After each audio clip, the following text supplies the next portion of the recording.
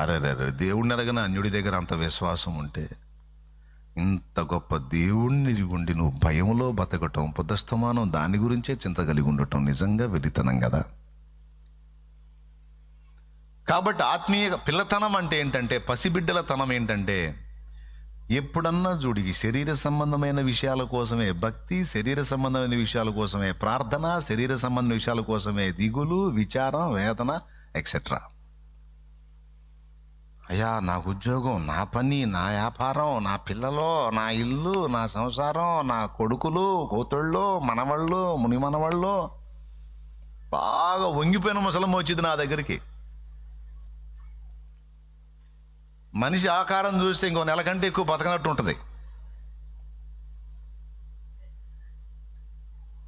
అరే సాగుపోతున్నాను, కనీసం ఈ దశలోనన్నా ఏదన్నా 4 ఆత్మలు సంపాదించాలని అడిగిద్దేమో, కాస్త దేవుని పని చేయాలయ్యా, ప్రార్థన చేయి అంటదేమో అనుకుంటా వచ్చిద్దేమో అని నేను ఎదురు చూస్తే, ఊగులాడుకుంటూ వచ్చి, అయ్యో మనవరాలు పరీక్షలు రాస్తుంది,